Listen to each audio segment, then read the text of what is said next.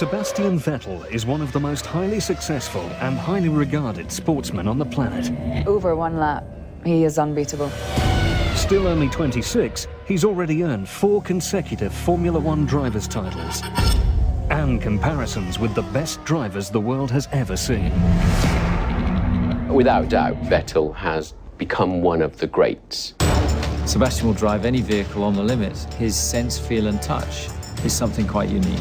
He's not thinking, oh my God, I've blown it. He's thinking, how do I mend this situation? You need then to have a strong head. Speed alone is not enough. Vettel's valuable and voluble contributions for Infinity Red Bull racing on the track have become the stuff of legend. Sebastian, when he's in the car, yes, yes, yes! Less well known, at least till now, is his reputation as one of Formula One's most engaging ambassadors away from it. Over to you. Okay. He's a regular boy, and I think he's stayed pretty much that way. He's not been too affected. The difference between him and a lot of other drivers is he seems to enjoy it. The 2014 season's new engine rules promise a fundamental realignment of the sport Vettel has dominated for so long. It's going to require the drivers to come up with a completely different way of driving.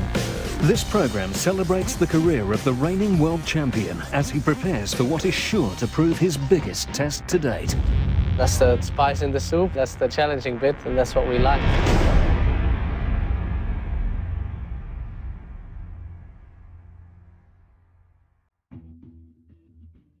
Sebastian Vettel, since 2010, has laid the foundations of greatness.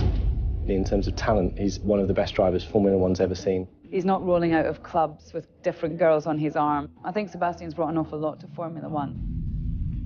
He's a perfect advert for the sport. It's just very engaging. And finish on.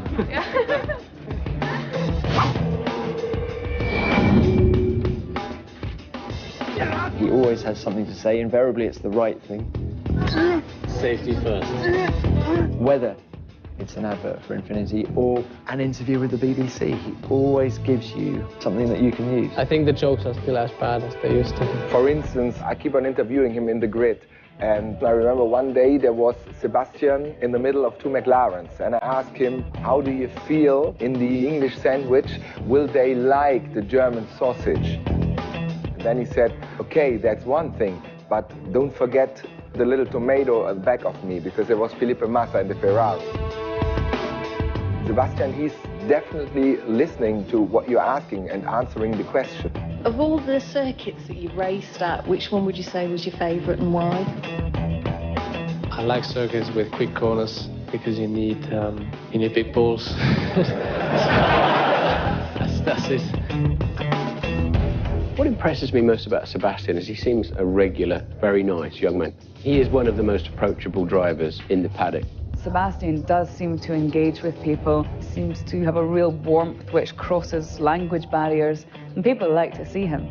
I've done quite a few events with Sebastian, one of them in Japan, and people had been sleeping outside to meet him. When we were on stage talking, he was very aware that little children had been outside for hours and hours to meet him. He is the driver I would be most happy going up to, sticking your hand out and having a chat about anything and everything, and not just Formula One. One aspect of Seb's character that comes through whenever he lets it is his sense of humour. Question to you, sir.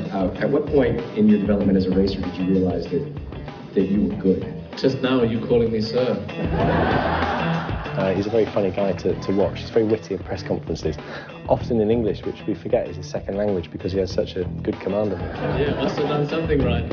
I think it's a shame, actually, for the sport and for Seb that he doesn't drop the veil just a little bit, because there are moments when he is just jaw-droppingly funny. I have a question as well. Who's not happy with his paycheck or her paycheck at the end of the month? Raise your hand now. One. Over to you. Okay.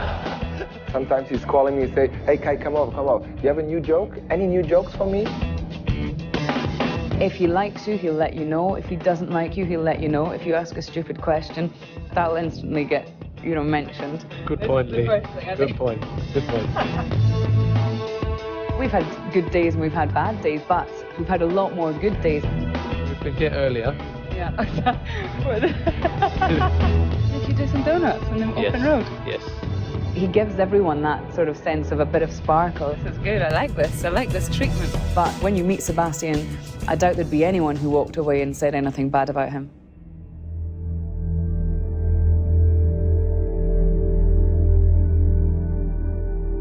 One Christmas Eve, there was the go-kart under the tree and anything. And I was small.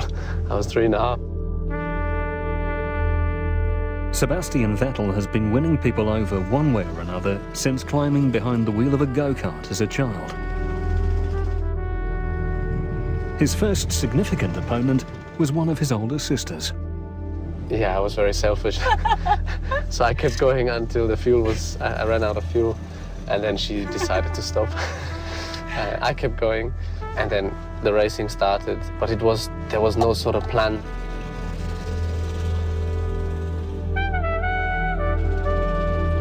When I was 15, I did the transition to cars.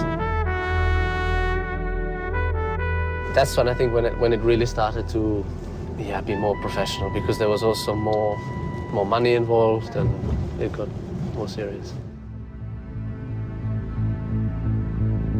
What's needed to rise from the lower ranks of motorsport up to Formula One is a consistent record of success. Teams who are recruiting F1 drivers, they look for someone who's a proven winner in the lower formulas, and that's something that Vettel very much was. He's been exceptionally good in Formula BMW in particular, and later on in Formula Nissan 3.5 as it was then. And he'd always shown terrific speed and the ability to adapt each time to the demands of the new formula as he went along. In 2004, as a 17-year-old, Vettel won 18 races of the 20-event series in which he was competing, supported by a family already familiar with the routine of race weekend, following outings to hill climbing events entered by his father Norbert. Vettel, at every level, every new challenge, he's always been able to raise his game, always be quick, but without making many mistakes. And that's been very true of his F1 career as well. In 2005, Vettel's speed and maturity was rewarded with a first Formula One test drive for BMW Williams.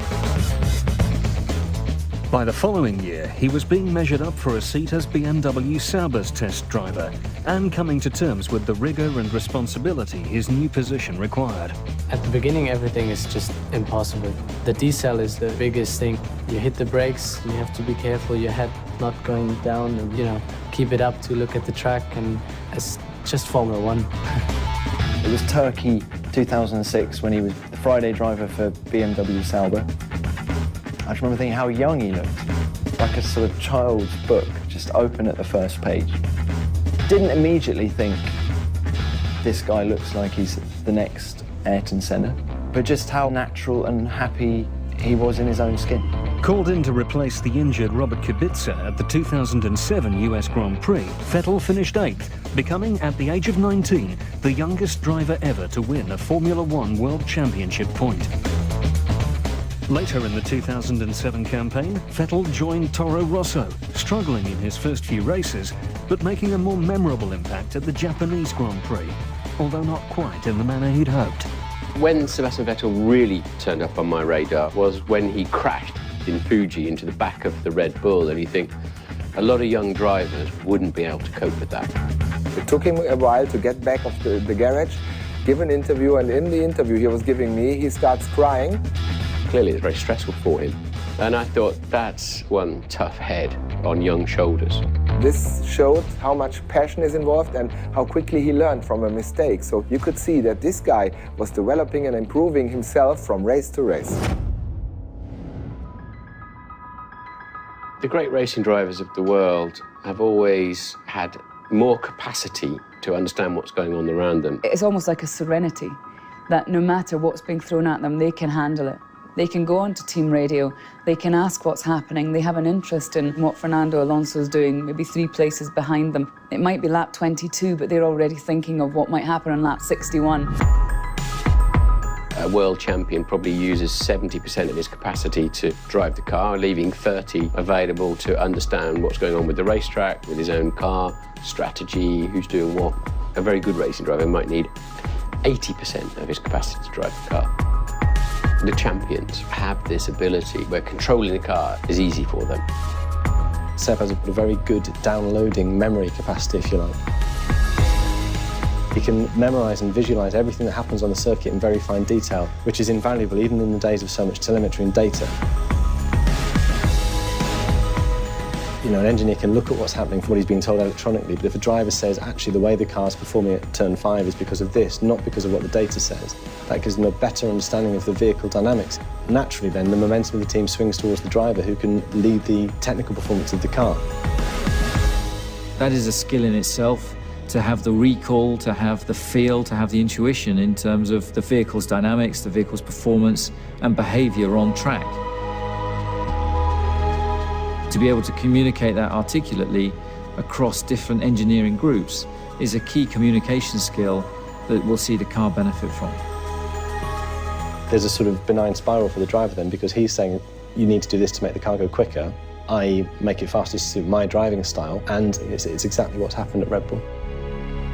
Also cited as a factor in Vettel's dominance is his ability to react quickly to changes in technique, technology, and more recently, to tyres. When Pirelli first came into Formula One, it was clear that their tyres were very different to Bridgestone, very fast wearing. So you'd have thought it would have been beneficial for all the drivers to go to Pirelli's technical facility in Turkey, learn a little bit more about the tyres. Is there anything I can do as a driver? Only one driver did that, Sebastian Vettel. Is it a coincidence that he then managed to get his tyres to survive longer than probably any other driver on the grid? Probably not. But he'd already started to work that out for himself on his own initiative, and he didn't have to just sort of sit there and wait for an engineer to tell him, right, your tyres are different this year, you've got to change your driving style. He was ahead of the game. Another key area of Sebastian's performance advantage, if you like, over the past 4 seasons has been in 2013 and in 2011, so-called exhaust blown diffuser technology. In simple terms, means that the car gets more rear-end grip when the throttle's down and the exhausts are blown, because it blows hot exhaust gases through the diffuser and increases the downforce at the back end of the car. And to master the technique, it requires the driver to do something very counterintuitive, which is floor the throttle at the moment when they'd be thinking, I need to lift off a bit here because the grip's running out. That's a very counterintuitive thing for a driver to do, but Seb was the first guy to master it. And you can see particularly how he was able to do it against his teammate Mark Webber, who admitted himself he was never able to get comfortable with it because it felt very different from the driving technique he'd employed all his life. He's moulded his driving style around certain advantages with the exhaust blowing or with the software on the engine, and the pair of them have become one. I almost think he should have a part number in that car, because when he's going around a corner, he looks so at one with the car. That buys him lap time. It buys him thinking time. He gets clear of the pack and the DRS zone early on in the race because he's worked hard on his qualifying, on his starts, on making sure that he puts himself in an easy situation to win the Grand Prix.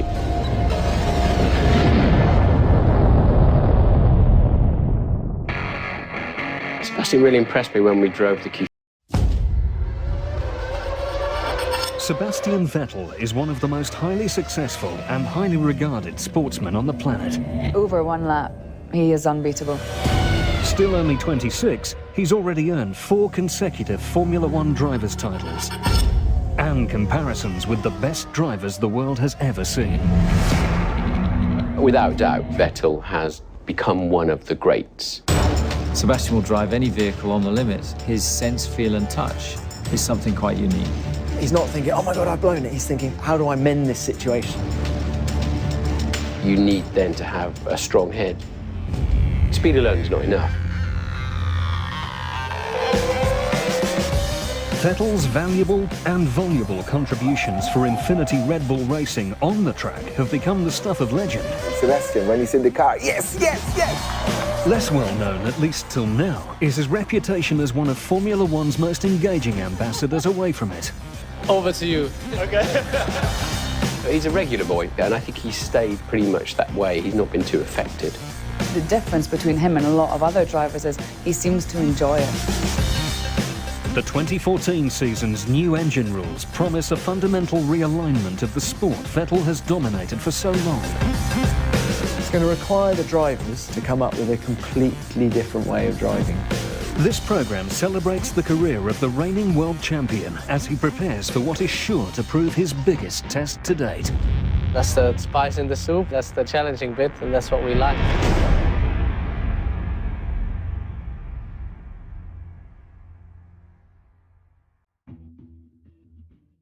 Sebastian Vettel, since 2010, has laid the foundations of greatness. In terms of talent, he's one of the best drivers Formula One's ever seen. He's not rolling out of clubs with different girls on his arm. I think Sebastian's brought an awful lot to Formula One. He's a perfect advert for the sport. He's just very engaging. And finish off.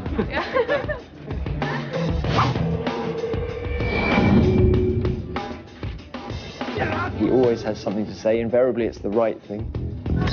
Safety first. Whether it's an advert for Infinity or an interview with the BBC, he said, I'll tell you what, let's climb it, but I'll only climb it if we can climb it at night, just to give it that extra twist.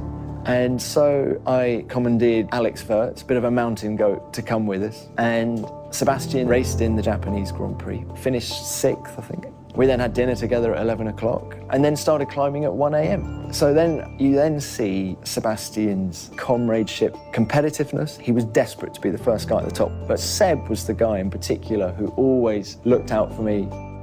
And then we get to the top, we make it 4,000 meters, and he then peers over the edge of the summit, which is absolutely vertical for about 200 meters with that loose scree that you get at the top of a mountain. He just looked at me and said, I'm going down here. And this is the impetuousness. This is the guy who is last man on the brakes going into turn 1 at Monza. He just jumped off the edge of this mountain. And I see him skiing the scree down. Eventually stops 200 meters below me. I can just about make him out. Come on, Tom, come down, come down. Ah. So I had to go too, and Alex Wirtz goes too as well. And we all just sort of make our way down, but just brave, impetuous, you know, mad. The following year, Vettel joined Toro Rosso's stablemate, Redbull Racing, another big challenge he appeared to take in his stride. It's pretty intimidating to walk into a factory where there are hundreds of people. At the end of the day, you're only a link in the chain, but you're the final link. There's data galore and loads of clever young people who can come up to you with sheets of paper going, you're losing 500ths of a second under braking. There's nowhere to hide. Some drivers use that spotlight as energy and rise up. Others, it just wilts them. You need then to have a strong head to go with your speed. Speed alone is not enough. Sebastian has the team round him now because, in a lot of ways, that's what he deserves. The team don't suddenly turn up and just go round a brand new driver. You've got to earn that right, and that's what Sebastian's done. I think it all came together for Seb in 2009 in that Mark Webber had already been at the team for 2 years, but then Mark then breaks his leg in a cycling accident. Spends the next year really battling to regain his fitness. That immediately gave Sebastian a bit of an in, particularly during winter testing as he was starting to get used to the car. You know, he was the perfect racing driver for that team. Right time, right place, right character. Since delivering Red Bull Racing's first Grand Prix victory in Shanghai in 2009, Vettel has notched another 38 race wins. The following season, he secured his team's first Drivers' and Constructors' Championship double, the first of 4 such titles in an era-defining tour de force.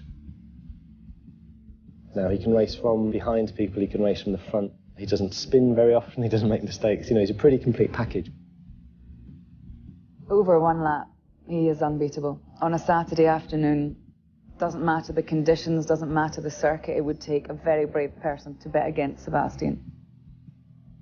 Other guys, they just overdo it. They say, okay, Eau Rouge in Spa, let's gonna do it. Wang, bong, bang, boom. Sebastian, he's just going to the limit, never over the limit. The other killer playing card Seb uses often is his ability just to steam away from the pack in the first 2 laps. He'll just go hammer and tongs on the first lap. When other drivers are maybe a little bit wary of feeling the grip in their tyres, he gets himself 2 or 3 seconds ahead after 2 laps, and he controls the race to perfect effect.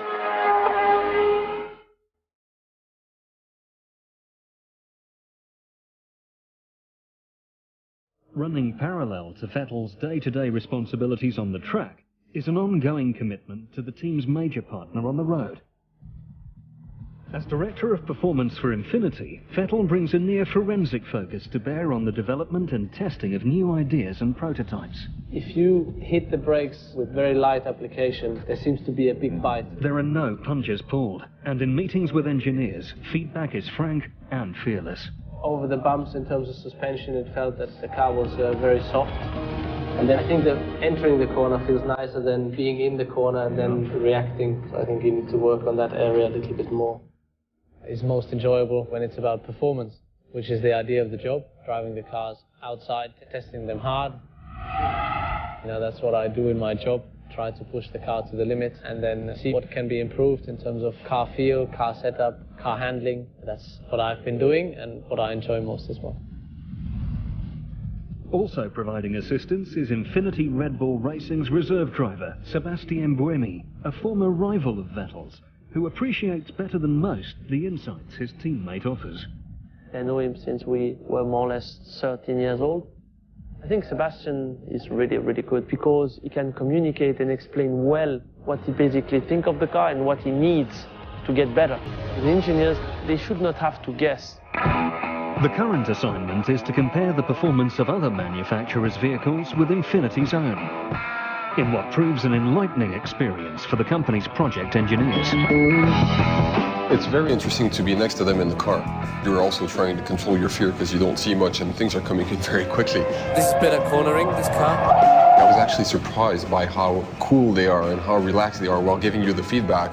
The steering is too lazy in the beginning. As a normal driver, I was almost in panic looking at the speed we were going into that turn. Well, I think having Sebastian as a director of performance is a great asset to Infinity. His natural ability behind the steering wheel goes without question. They lose a lot of braking performance. He's very analytical, he enjoys driving all kinds of cars. Because people don't dare to go straight to the max. It's not a part of everyday driving. No, not that. I know he's taking this role very seriously and is enjoying giving his feedback. Not all of Vettel's passengers are engineers. Ride and drive events with the press and public tend to produce more immediate, less measured reactions. I could scare you. How fast are you going to take us? How fast do you want to go? Do you want to drive?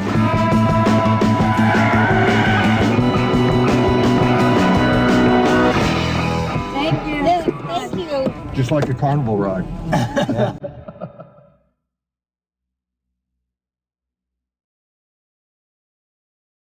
The new regulations introduced in 2014 are likely to provide a significant twist in the narrative of Formula One's technological development. For 2014, we've got the biggest rule changes for 30 years. We'll no longer have V8 normally aspirated engines. We'll have 1.5 litre turbocharged engines with energy recovery systems, much more in line with like hybrid systems that you see in road cars now. In 2013, the drivers had 80 bhp for 6.3 seconds per lap with their KERS. In 2014, we've got ERS, energy recovery system, and they're going to get 160 brake horsepower for something like 33 seconds a lap.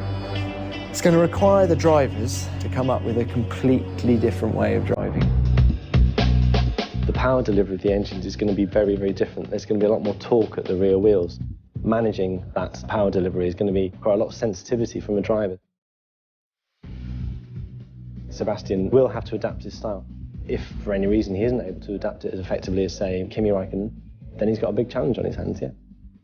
Given the extensive rule changes in other areas too, the Formula One reset button has been well and truly pressed.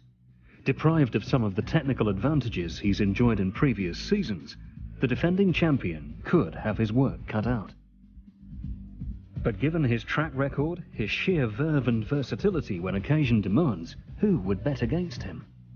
If we've got big rule changes that require the drivers to be adaptable, it's hard to see anyone adapting better than Sebastian Vettel. The team, they have enough experience with Newey, Horner, Rocky and Sebastian. They're going to put it together. They're coming with a world championship in the hand luggage.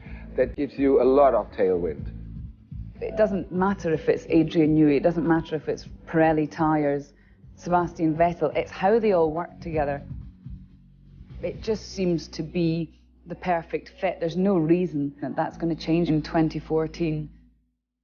When you go out to qualify and the visor comes down, whatever engine you got in the back, whatever rule change has just been thrown upon you, suddenly it just becomes about getting the maximum out of your car.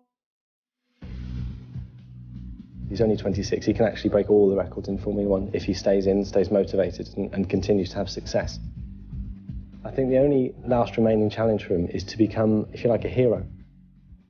Maybe come from behind in a championship and win it from behind, or win it in an inferior machine. That's when he will be judged on his greatness.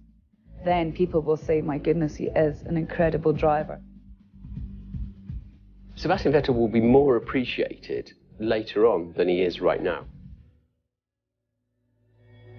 Well, I know, because I've been around Formula 1 30 years, that we're watching something very special here. Sebastian's rewritten the rules.